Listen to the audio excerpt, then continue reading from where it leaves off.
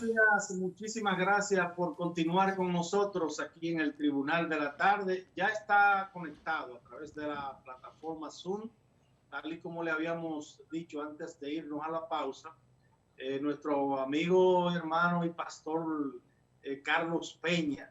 Él es también el presidente del partido Generación de Servidores y para nosotros es un grato placer tenerlo aquí. Carlos, buenas tardes.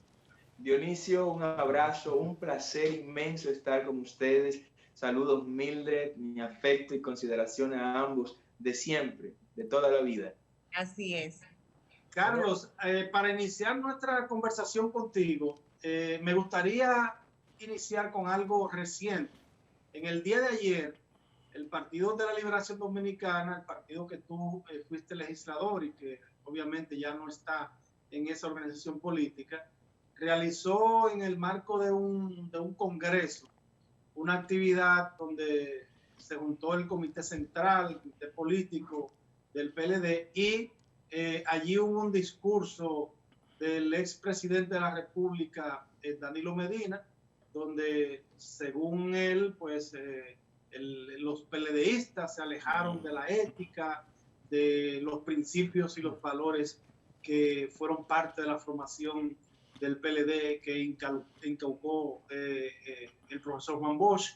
¿Qué te parece? ¿Cuál es la evaluación tuya de ese discurso del expresidente Danilo Medina en el día de ayer? Bueno, yo creo, Dionisio, que el expresidente Medina llegó tarde a esta cita con la historia. Llegó muy tarde.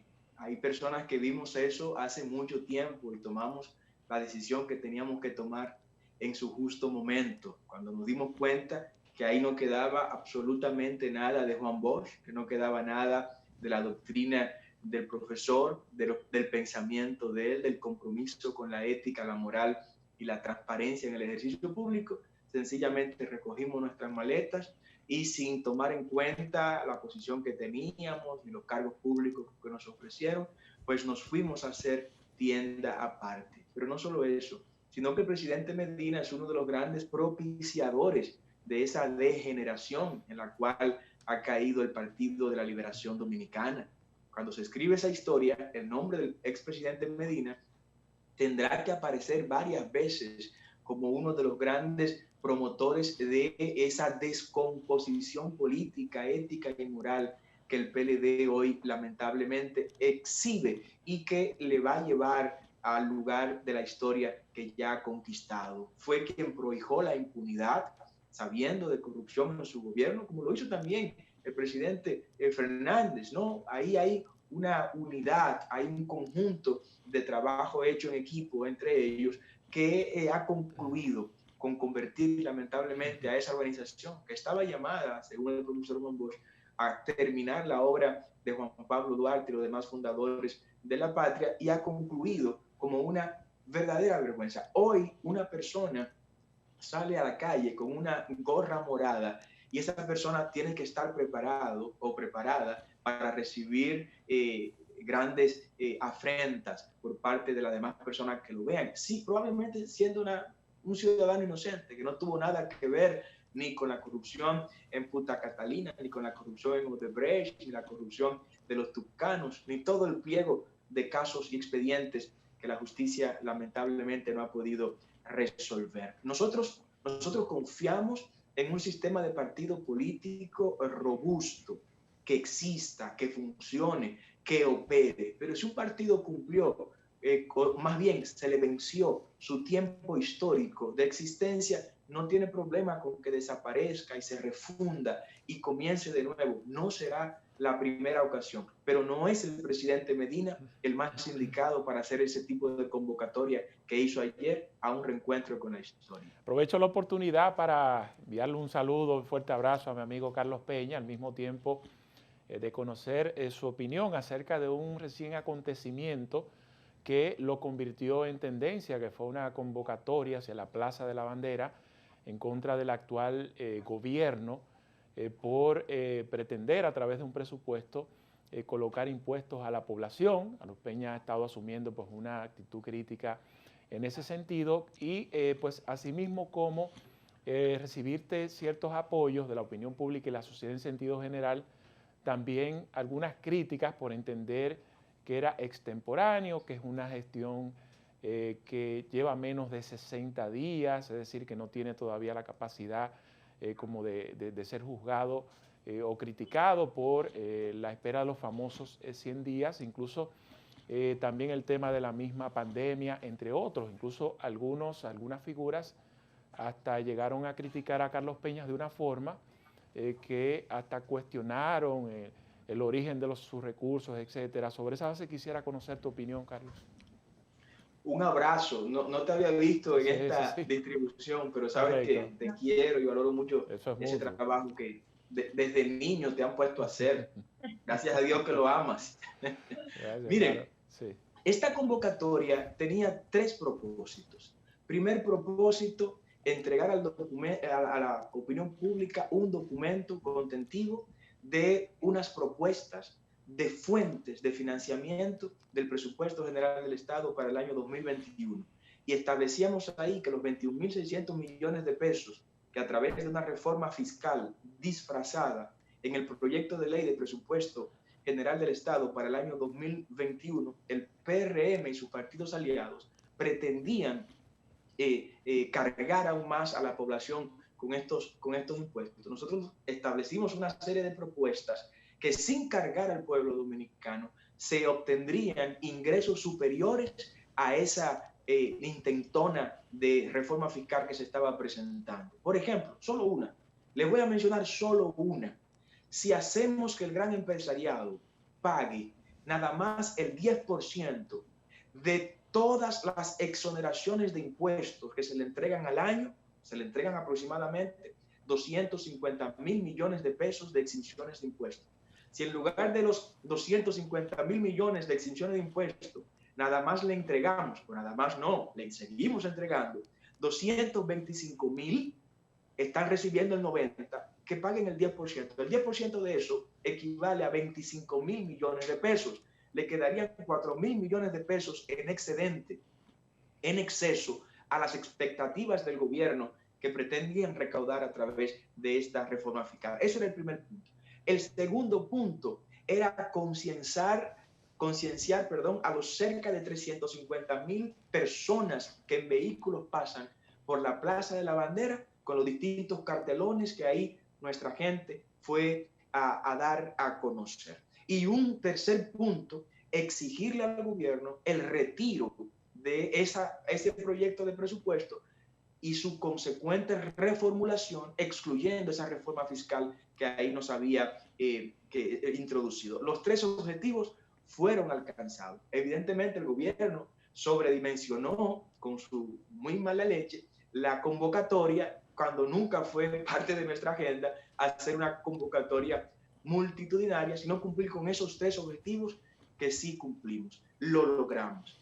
Logramos sensibilizar en ese sentido, a pesar de la campaña voraz, feroz, que el gobierno levantó en nuestra contra y con figuras y lo que yo le llamo repetidoras o multiplicadoras acústicas de nuevo cuño, hasta intentando tocar lo personal y la transparencia pública de nuestro ejercicio. Le emplazamos, no lograron mostrar nada en contra nuestra y le dijimos que no nos vamos a distraer ni a entretener, ni con demanda, ni yendo a la justicia, porque tenemos claro cuál es nuestro propósito.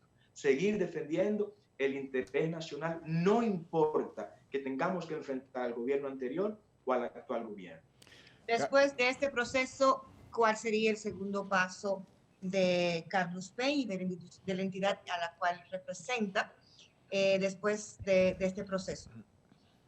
Mildred, nosotros seguimos trabajando, estamos todos los fines de semana por ahora en el interior, reestructurando todos los organismos de generación de servidores con la ayuda del Señor antes de que pase el tiempo correspondiente de ley. Será una organización política reconocida por el órgano electoral para darnos la oportunidad que nos negaron en las elecciones pasadas de correr con nuestros propios candidatos en todos los niveles y mostrarle a la gente que hay otra manera de gobernar la nación que no sea de la manera apresurada y prematura. Este gobierno sí que está gobernando de manera prematura. ¿A qué me refiero con esto?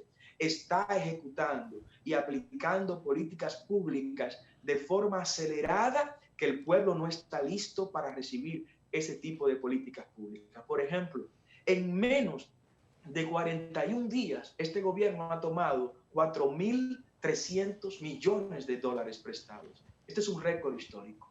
Y probablemente en América Latina esto sea un récord histórico. Estoy pasándole esas informaciones a amigos economistas para que la analicen, pero creo que es un récord histórico en menos de 41 días un gobierno tomar 4.300 millones de dólares prestados al margen de la crisis que estamos viviendo, al margen de la crisis laboral que estamos viviendo, que es una crisis económica en potencia. Había otras fuentes de donde echar mano para recuperar ese dinero y había otras actividades que debían ser realizadas antes de cargar al pueblo con estos préstamos que se han tomado. Por ejemplo, mandar señales que le den legitimidad al gobierno para poner impuestos y tomar prestados. Señales como cuáles: llevar a la cárcel a la gente que evidentemente tiene expedientes por los cuales responder. ¿Sabe qué es lo que pasa? Que este gobierno habló mucha mentira en campaña. Quienes gobiernan le mintieron mucho a este pueblo. Quienes gobiernan, uno de los casos que tomaron como buque insignia fue el caso Punta Catalina. El mismo ministro de Energía y Minas de este gobierno, don Antonio Almonte, dijo de manera reiterada que en Punta Catalina hay una sobrevaluación de más de 800 millones de dólares. Yo creo que es más, pero él lo decía sin tener el expediente en la mano. Ahora resulta que hay que esperar, ya llevan 2 meses en el gobierno, hay que esperar que el expediente se formule. Entonces estaban hablando de oídas, no con partitura, estaban tocando no con una partitura en la mano. Bueno, estaban en campaña, y en campaña la política tradicional, la realpolitik, de la que hablaba Otto von Bismarck, aparentemente en eso se permite y se tolera cualquier cosa que se diga. Carlos Peña, buenas tardes. Tu amigo Vianney Marcelino. Vianney, un abrazo. Yo soy de los abanderados de que el partido Generación de Servidores debe de ser reconocido por la Junta Central Electoral, porque tendría yo realmente un amigo como candidato presidencial, Carlos. Así es. Y en caso de llegar a la presidencia de la República, tendría el primer amigo presidente de la República. Puedes decirlo en voz en cuello. Claro que sí, claro que sí. Yo sé que tendría puertas abiertas para el Palacio.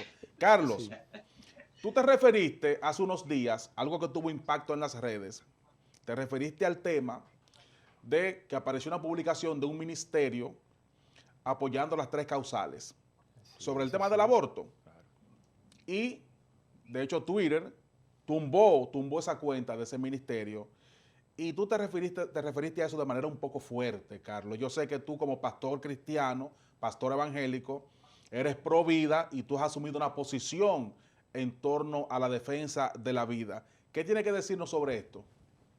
Vianney, gracias. Mira, este gobierno, al igual que el gobierno anterior, están comprometidos con la agenda globalista que promueve el aborto en todas sus dimensiones, que promueve la ideología de género en todas sus dimensiones y que promueve también la apertura de nuestras fronteras y el descontrol migratorio. Esta agenda global tiene mucho dinero, tiene muchos recursos, financia campañas políticas en todos los niveles, financia periodistas, medios de comunicación que usted no le ve un comercial en ningún lado, programas que usted no le ve un anuncio en ningún lado y están siempre en el aire. Pero evidentemente quienes conocemos las fuentes de su financiamiento sabemos por qué se expresan de esa manera. Este gobierno y el partido que encabeza el gobierno es signatario del Foro de Sao Paulo. El Foro de Sao Paulo tiene una agenda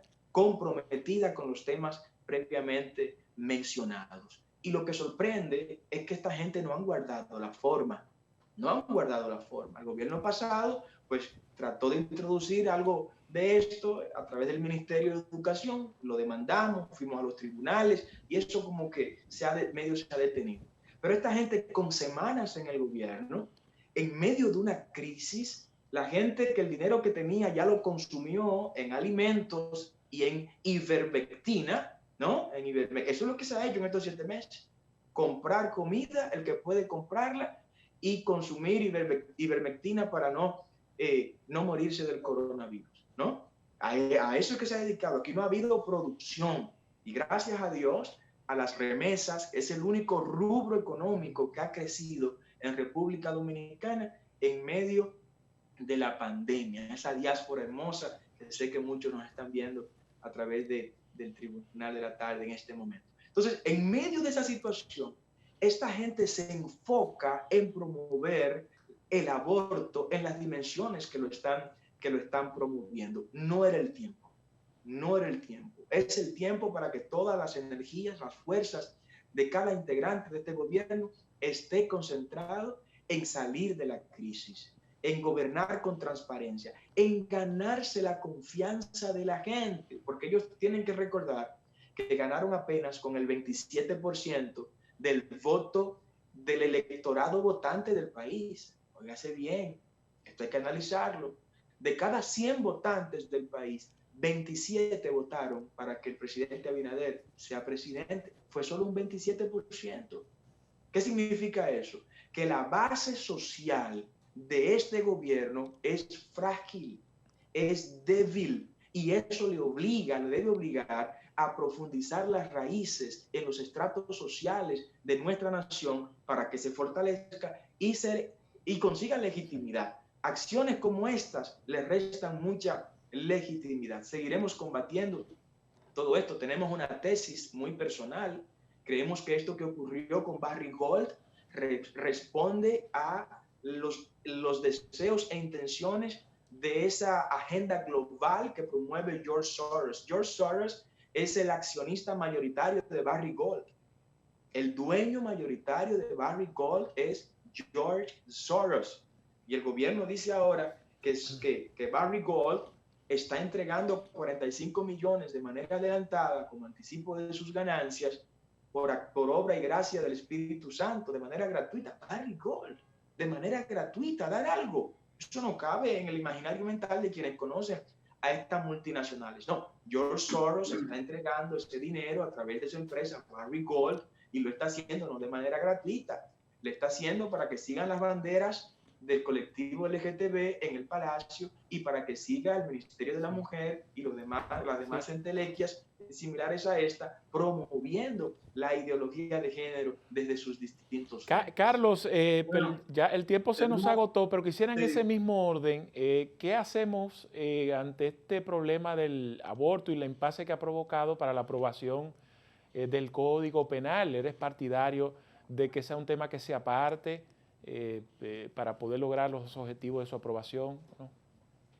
Por supuesto, hay que excluirlo, a menos de que mañana excluirlo del código penal, y que sea un debate aparte, aunque ese debate ya lo concluimos en el 2010 con la aprobación de la Constitución del 2010, en la cual se definió la vida y sus derechos desde la concepción como inviolable hasta que la vida termine de manera espontánea y natural. Pero para avanzar con este código que ha estado ahí atrasado y que no nos permite tener una legislación moderna en materia penal, saquemos el tema, como propuso el presidente de la Cámara de Diputados, vamos a avanzar con esto y en otra ley, pues debatir ese tema de las 3 causales. Bueno. Muchas gracias, Carlos. Gracias, Carlos. Gracias. Un abrazo. Siempre con ustedes. Gracias. Bueno, entre ustedes me siento entre amigos. Así es. Muchas gracias, igualmente. Bueno, señores, el tiempo ha concluido. Mañana, si Dios lo permite, estaremos una vez más de 4 a 6 a través de Telefuturo Canal 23. Buenas tardes.